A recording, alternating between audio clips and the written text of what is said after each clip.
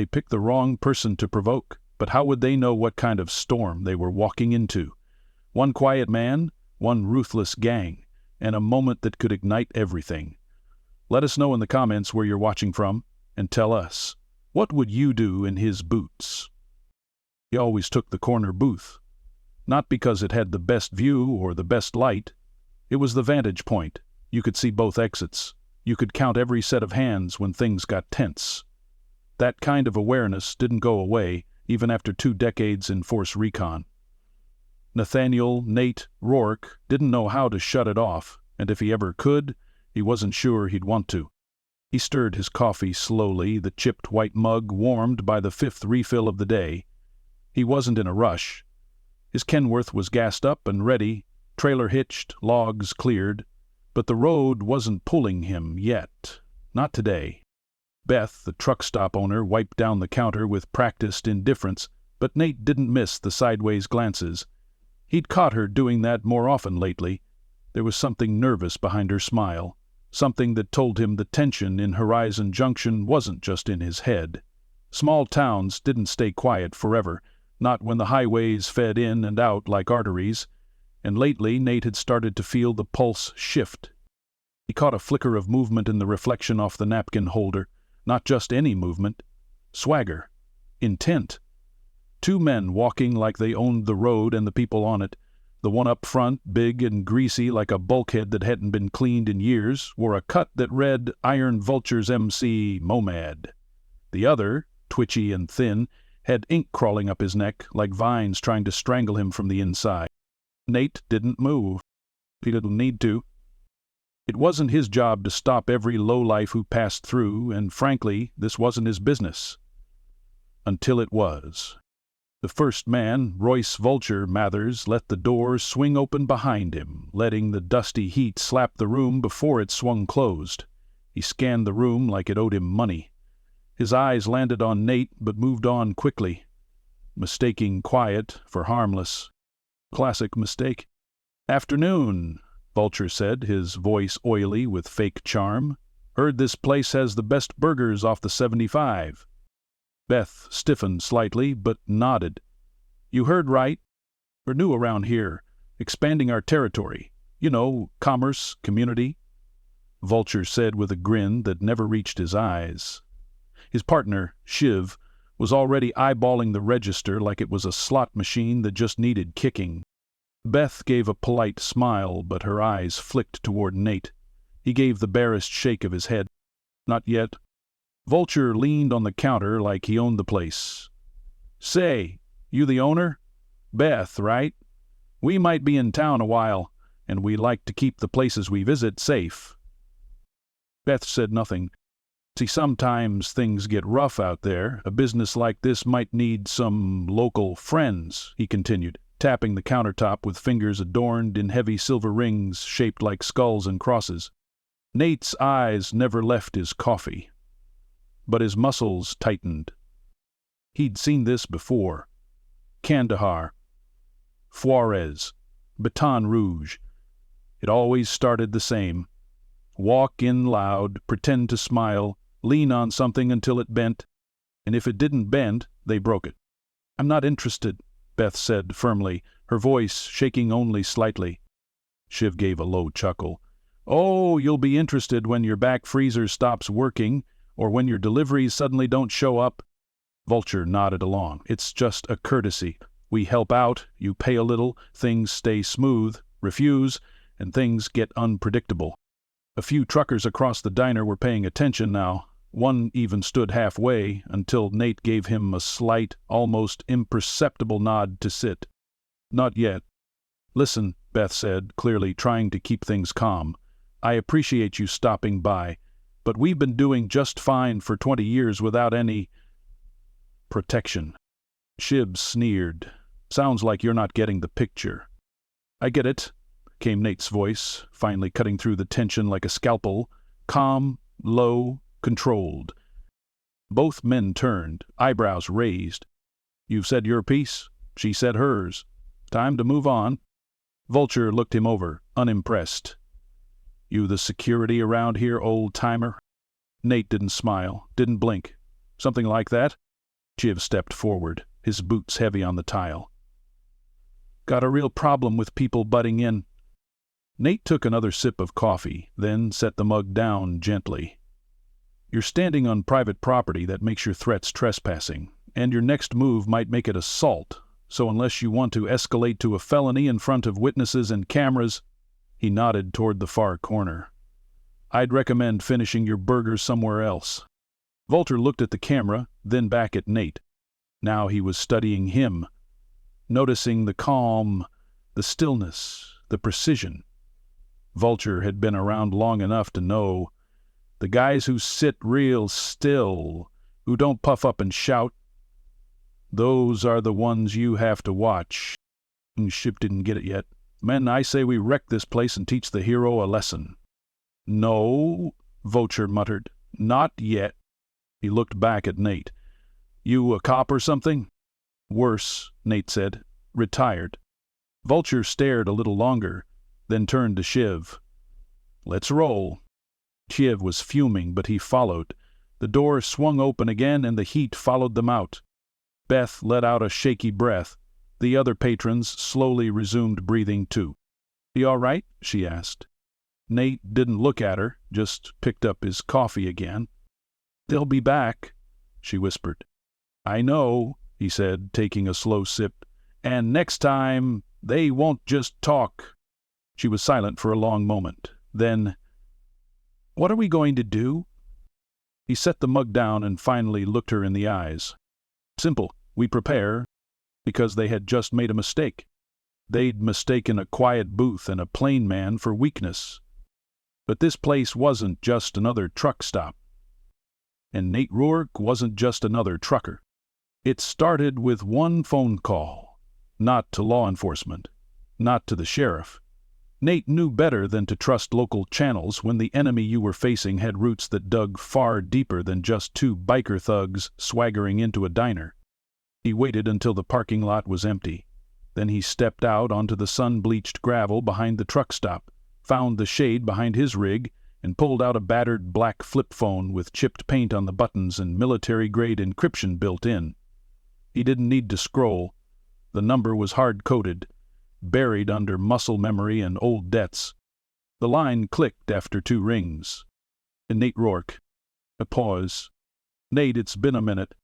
Too long, Smoke, Nate said, his voice low. Got something brewing. Elijah Smoke? Barnes didn't ask for details. He knew that tone, had heard it on ops across the Balkans and Beirut. When Nate used that voice, it meant things were moving fast, and blood was already warming. Well, Horizon Junction, off 75. Got a gang sniffing around. Iron vultures. Cartel backed, most likely. Another pause. Damn. You think they're scouting, already nesting? First strike. Just 2 guys? But they were laying the pitch for protection, had the look. Eyes scanning exits, talking, too confident. They'll be back. You holding ground? For now. Smoke exhaled. Nate could hear him setting something down on the other end, a wrench maybe, or a sidearm. I can be there by nightfall, bringing Tanya. Good. Bring tools. Always. Anyone else? Working on it. He clicked the call off. It wasn't about rallying old war buddies for some personal vendetta. It was about the pattern. Nate had seen it before. Biker gangs didn't just claim truck stops for fun. They were anchor points, logistics hubs, way stations where drugs moved, money got laundered, and bodies disappeared. Horizon Junction was more than coffee and diesel. It was strategically placed. Off a state highway, out of range of city surveillance, but close enough to major arteries that a dozen trucks could vanish between way stations. Beth didn't know it, but her greasy spoon was sitting on a gold mine, and someone wanted to take it. By sundown, more than one rig had rolled in without making much noise. Nate watched from the bench outside the diner. Each truck parked with the same precision, nose angled to the highway, trailers locked. Most of them bore no logos, just the dull gray paint that meant independent freight. A tall woman with cropped hair and sharp eyes slid out of a black SUV. tablet in hand. Tanya Brooks didn't waste time. Perimeter set. Inside, Beth's secured the books, told her night crew to stay home. Everyone else cleared out after the encounter. Locals are spooked. Good, Tanya said, tapping on the screen, already seeing digital chatter. Vultures have been spreading fast the last 8 months. 6 stops in Texas turned into distribution centers. Arizona's bleeding meth. Arkansas pipeline just got cracked open last week. Nate nodded, which means we're next. Not if we bottle it here. He stood up. We're going to need more than just us. I've got names. Preacher's still on the CB. Got eyes from Montana to Mississippi. You want him listening in? Nate gave a slow nod. Tell him to fire up the net. She smirked. You really think we're going to stop an MC with just 5 people in a diner full of memories? He looked at her. We're not stopping a gang. We're starting a war. She didn't laugh. She knew him too well.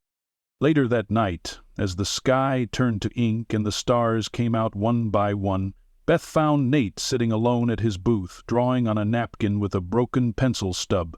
The lines weren't random. They were angles, arcs, flow patterns, entry and exit vectors, range zones, choke points.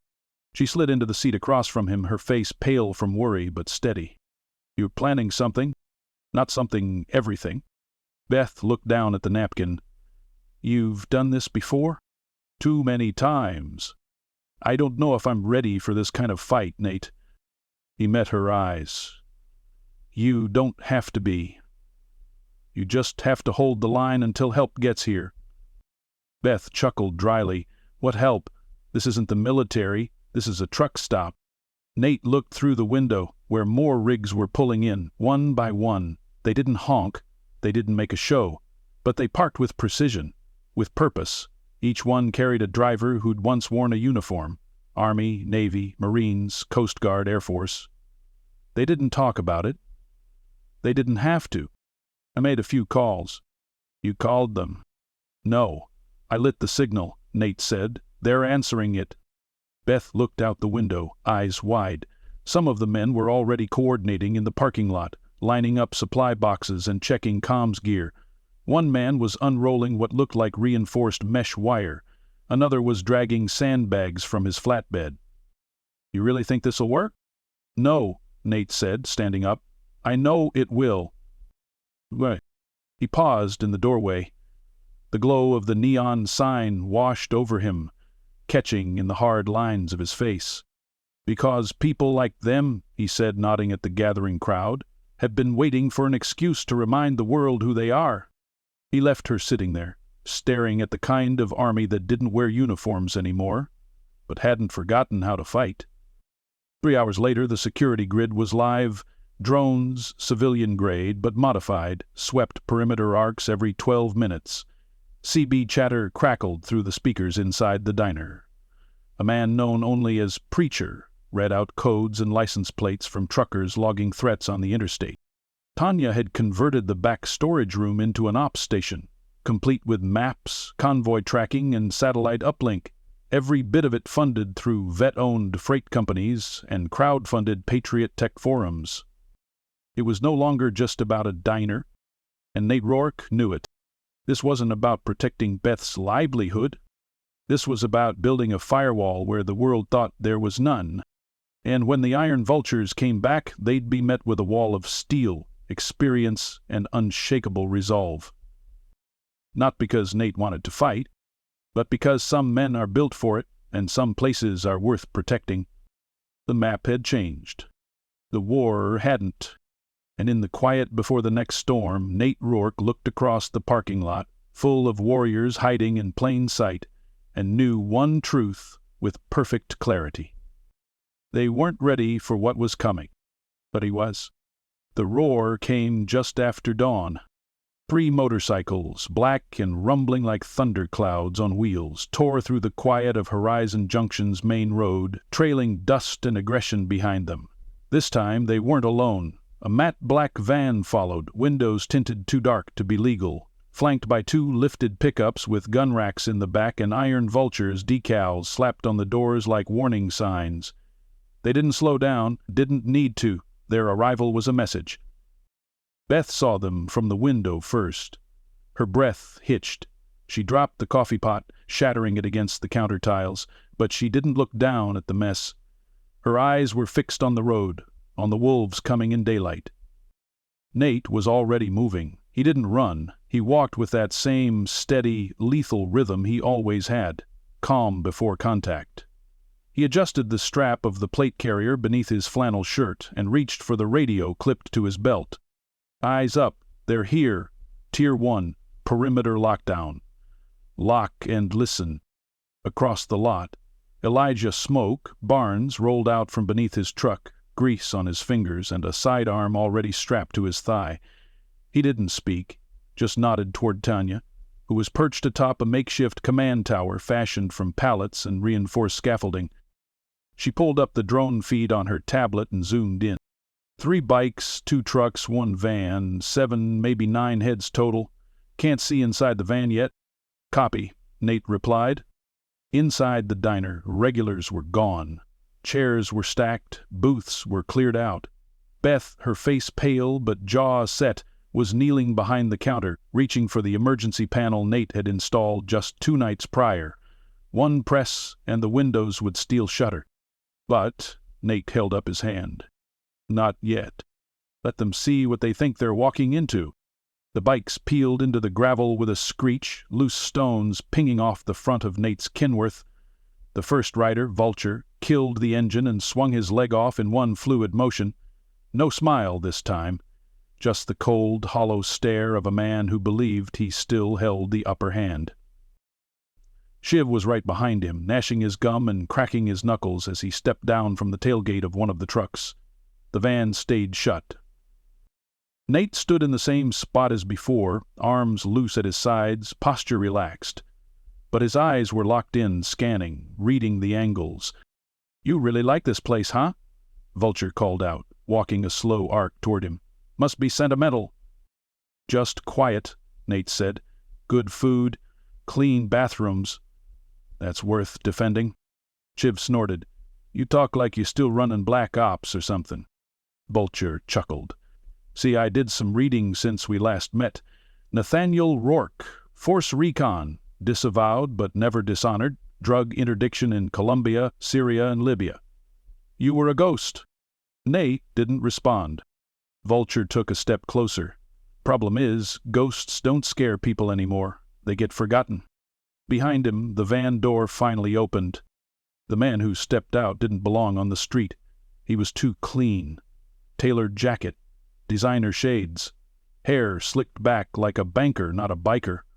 But the way he carried himself, the confidence, the air of absolute control, it was worse than anything Vulture brought with him. Tanya whispered into the comm, "We got a third party, not in colors, definitely not club. Cartel?" Nate's lips pressed into a thin line. "Affirmative." The stranger walked with casual authority and stopped next to Vulture, glancing at Nate like he was inspecting meat at a butcher counter. "This him?" the man asked. "Yep," Vulture replied. The man turned slightly, just enough for Nate to catch the glint of a pistol tucked into a leather shoulder holster. "You're the obstacle," he said calmly, "which makes you the problem." "I'm the guy," Nate replied evenly, "who won't move." The man nodded. "Then let's be clear. This location is part of an expansion effort. Distribution, storage, pipeline flow. You are in the way." Nate took 1 step forward, just 1. "I've seen operations like yours collapse in 6 hours, he said. "Yours'll take 5. You think this little ragtag group of geriatrics is going to stop a fully funded corridor?" Nate's eyes didn't waver. "They've stopped worse. You're not the first ones who thought the quiet places were easy pickings. You just yell louder." Behind him, Elijah had taken position beside the fuel island, his rifle low but ready. Tanya's voice filtered through the comms again. Movement behind the van. Armed. 2 more. ARs.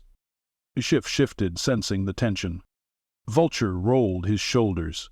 I say we take the old man out now, scare the others back to their bingo nights.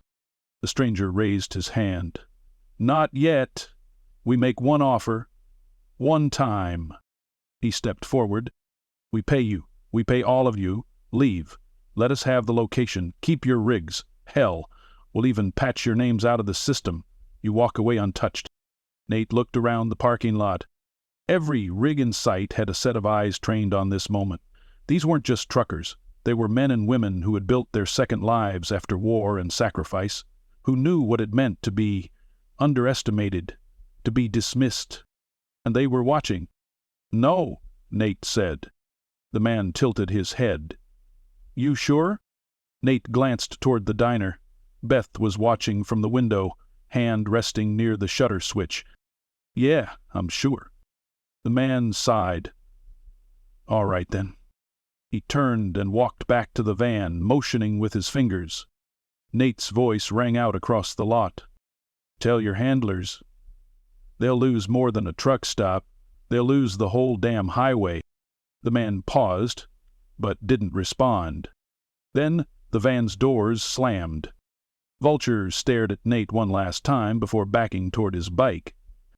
This ain't over, hero. I'm counting on it. Engines roared to life. The convoy peeled away, spinning dust into the air. But this time, it didn't feel like a retreat. It felt like reconnaissance, testing the waters, a declaration. As the last taillight disappeared over the ridge, Tanya came down from the tower. They're coming back with bigger guns. Nate nodded, and we'll be waiting. Elijah lit a cigarette with steady fingers. This thing's gonna get loud. Nate didn't look away from the highway. It always does. The wind had barely died down from the departing engines when Nate gathered everyone in the center of the lot. No ceremony, no chairs. Just gravel, diesel, and 20 pairs of eyes watching him like they did back in Fallujah, waiting for the next op to drop. A few leaned against trucks, arms crossed. Some sat on tailgates, but no one looked away. He stood with his hands at his sides, not posturing, not commanding. Just present. Just real. They're not backing down, he said. That wasn't posturing. That was recon, followed by a formal warning. The kind you only give when you're gearing up to take something by force. Tanya stepped beside him, her tablet tucked under one arm. Cartel operatives don't show up unless there's serious money on the table. If they're investing muscle, they're ready to absorb casualties. That means they've already done the math and think they'll win. They won't, Elijah said flatly. He'd been quiet since the bikers left, but now his eyes burned steady. Not while we're breathing. Nate nodded. But let's not pretend this is going to be a clean fight. We're outnumbered, and they've got better equipment. An older man near the back raised a weathered hand. His name was Artie, Vietnam vet, drove solo hauls from Tennessee to Montana, and never once needed a GPS to find a shortcut. So, what's the plan? We turn this place into a base? Better, Nate said. We make it a message.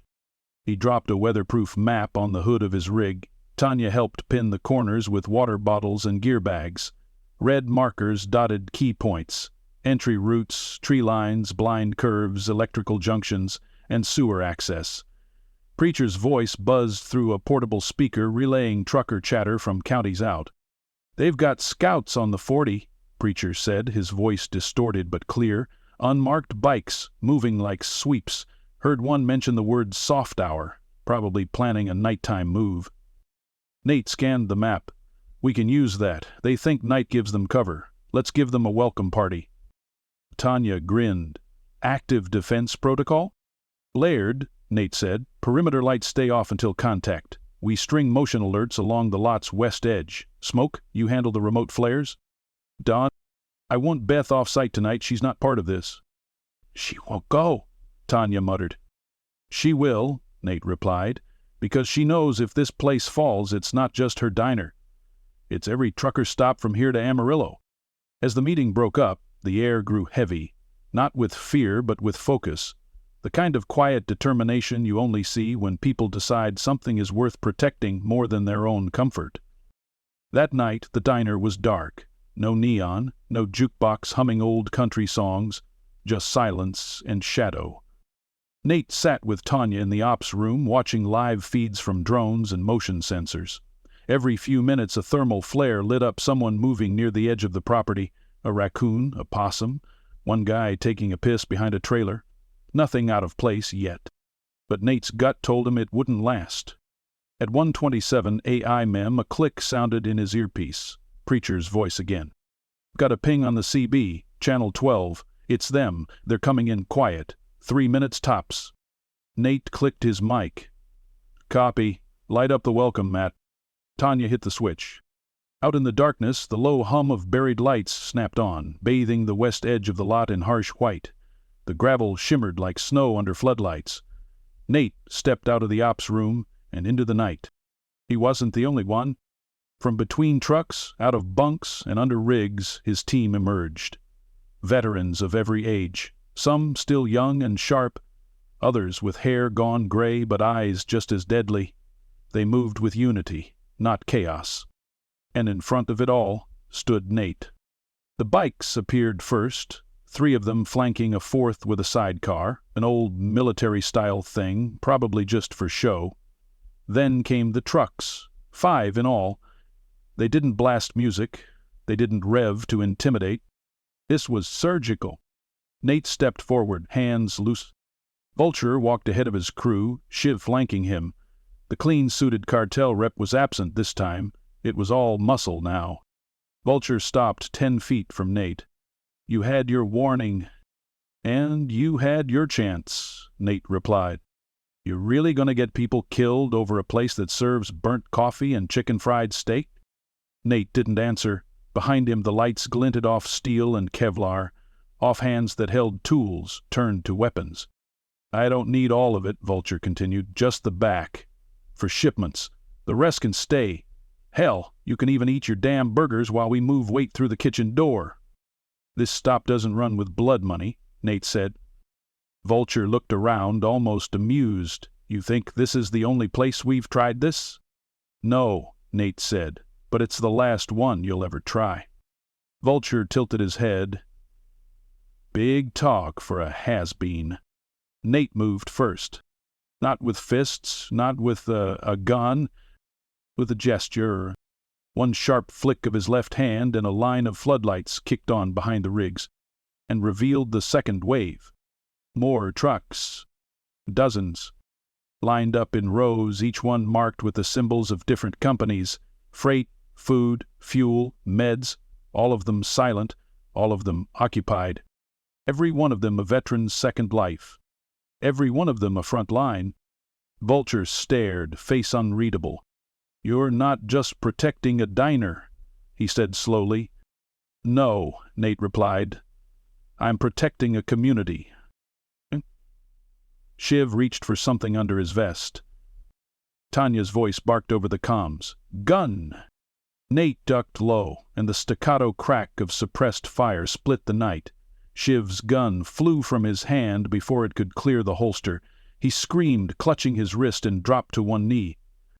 A sniper, somewhere up high, silent, precise. Vulture froze.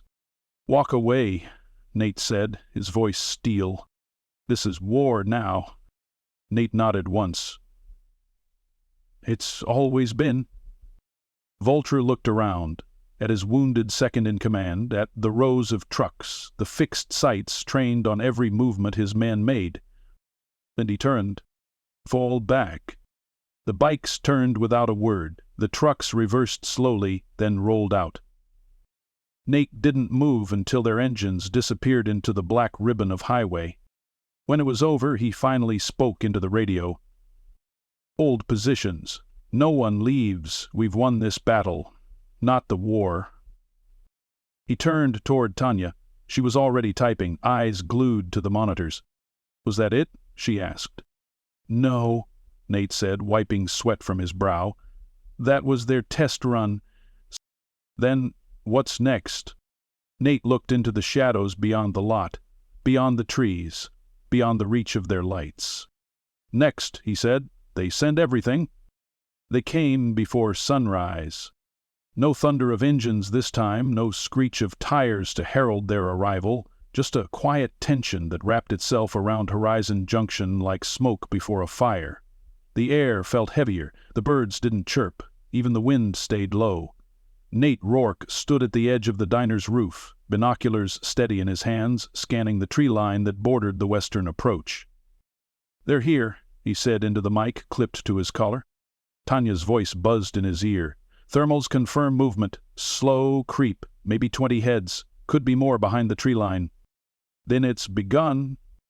Beth, watching from behind the shuttered windows inside the diner, clutched her phone with trembling hands. She'd refused to leave. Again, Nate hadn't pushed her. This was her land, her home.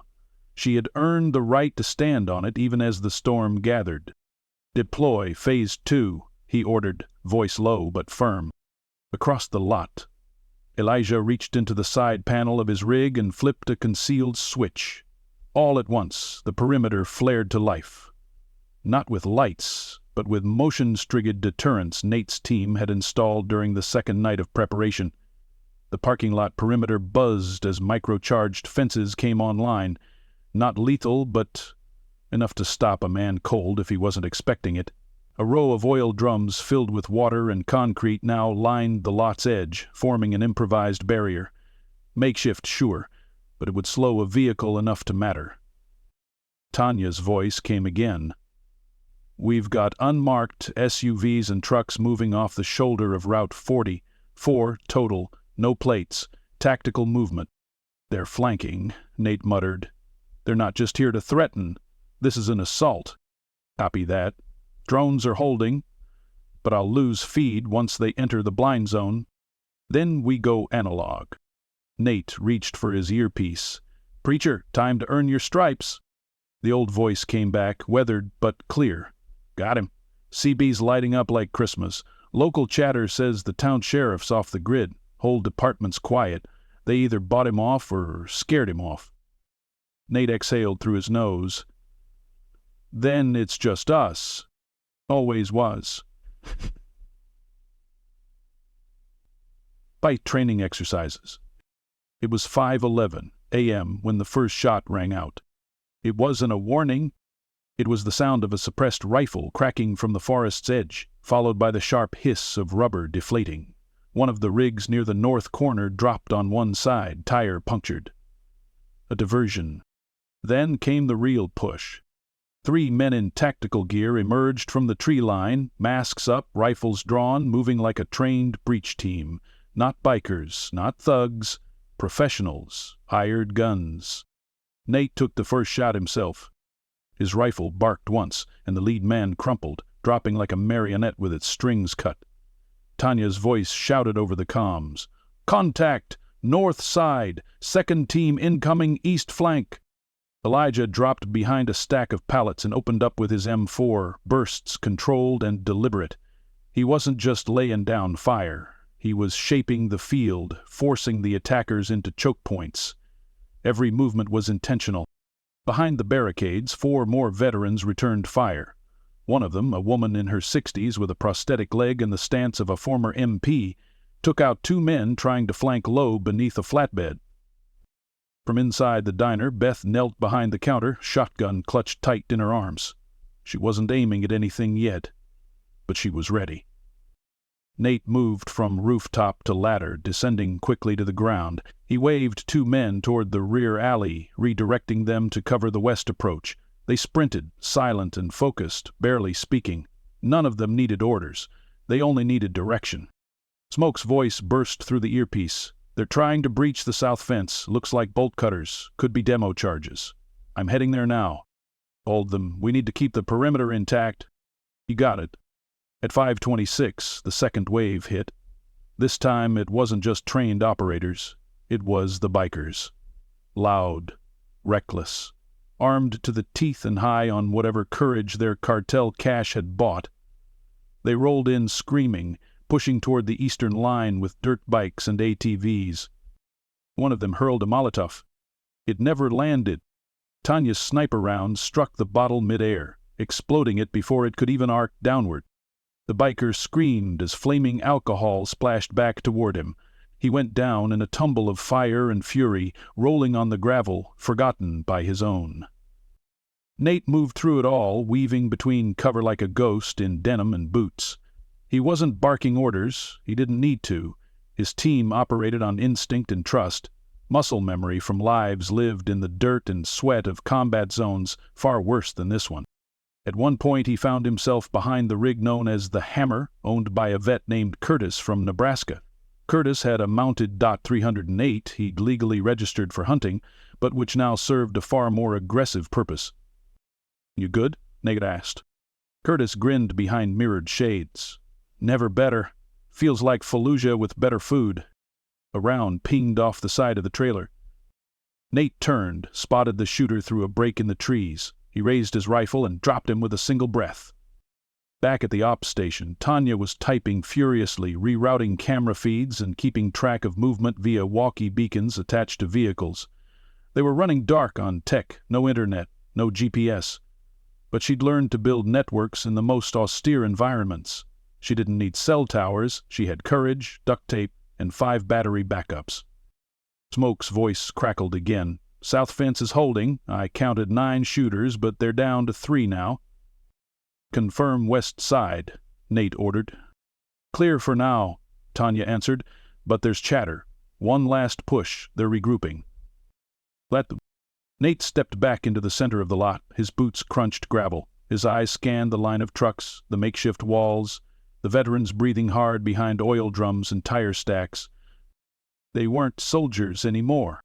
But this morning, they sure as hell weren't civilians. When the final push came, it came fast. 4 vehicles, ramming speed. 1 van, 3 pickups with reinforced grills. Their plan was simple. Drive through, crush whoever got in the way, seize the interior. But Nate had been ready for this. He raised the comm. 4 explosions went off in succession, not lethal but loud. Nate had spent the last 2 nights rigging up shock charge pits along the most likely breach paths. Each one detonated on command, disabling vehicles by blowing their tires and jarring their engines. The van hit the first pit and crumpled forward, axle shattered. 1 pickup tried to swerve and ran right into a row of steel poles disguised under canvas. The final truck kept coming, until Beth stepped out from behind the diner, lifted her shotgun, and blew out its front left tire with 1 blast. It skidded to a halt just 20 feet from her. Nate raised his rifle again, but the driver threw his hands up. It was over. The air hung still. Smoke drifted across the battlefield, the rising sun catching on every dented hood and shattered headlight. Beth lowered her shotgun. Tanya stepped from the tower, tablet still in hand, but for once not checking the feed. Nate walked into the center of it all, ash on his clothes, sweat on his brow. He looked at the field around them, and finally, for the first time in days, he allowed himself a moment to breathe. Not because it was finished, but because it was beginning to feel like something had changed. The sun had climbed higher by the time the last of the smoke cleared. A faint golden light stretched across the truck stop parking lot, glinting off shattered glass and the twisted wreckage of what had nearly become a battlefield graveyard. The final assailants had either fled, surrendered, or lay cuffed beside their smoldering vehicles. No more gunfire. No more engines roaring with arrogance. Just silence. And in that silence, Nate Rourke stood at the center of it all. His eyes moved from face to face. Every one of them had stayed. Not one of them had broken or bailed, even when the odds had tilted dark. Elijah sat on the tailgate of his rig, getting a quick wrap of gauze around a graze on his arm from Tanya, who was too exhausted to smile but still working with steady hands. Curtis smoked a cigar like it was peacetime in 1946, and Beth stood in the diner doorway, holding a tray with paper cups and coffee, like they hadn't just faced down a drug-funded paramilitary gang. "You all right?" Nate asked her as he approached. Beth looked at him for a long moment, then let out a breath that had clearly been trapped in her chest all night. "I think," she said slowly, "I'm tired of being scared." "And you don't have to be any more." Beth looked past him at the makeshift barricades, the veterans stacking debris into neat piles, the smoldering remains of their enemies being hosed down by truck-mount water sprayers. Not a single civilian had died. Not one person had buckled. "I can't believe it," she whispered. "We actually stopped them." "No," Nate said, taking the coffee cup she offered him. "We reminded them who we are." News started spreading before the hour was up. Preacher's CB signal picked up a wave of chatter from truckers up and down the eastern corridor. Word of what happened at Horizon Junction moved faster than any interstate convoy. Phones lit up, blog posts exploded, videos, some recorded on helmet cams and rigged dash cams, began going viral across social media. Hashtags: Horizon, Hold Out, Veterans Stand, Wrong Truck Stop. Nate didn't care about fame. He didn't care that his name was being whispered by journalists, government officials, even military liaisons looking for statements. What he cared about was that the cartel's hold had been broken, and more importantly, it had been broken by people who were supposed to be finished, forgotten, pushed to the margins after the war was over, men and women who still carried their country on their backs without being asked. That afternoon, the sheriff finally showed his face. A little too clean, a little too polished for a man who'd been missing during the blood and fire. He came with his hands up, figuratively at least, and asked Nate what he should tell the state troopers on their way. "Tell the truth," Nate said. "The community defended itself, and now it wants answers." To everyone's surprise, the sheriff nodded. Maybe it was the guilt, maybe it was the pressure, or maybe he saw what the rest of the town was starting to realize, that when regular people stand together, even the strongest corruption doesn't stand a chance. 2 days later, an FBI convoy rolled into Horizon Junction, not to arrest the defenders, but to investigate the gang ties that had spread like roots into 5 surrounding counties. Nate gave them what they needed: coordinates, names, patterns of movement. Tanya handed over her server logs, drone footage, even intercepted radio traffic. Smoke worked with a federal weapons task force to track serial numbers from recovered rifles. Curtis volunteered his rig's dash cam feed to prosecutors. By the end of the week, 9 warrants were issued across 3 states. And the Iron Vultures? Finished.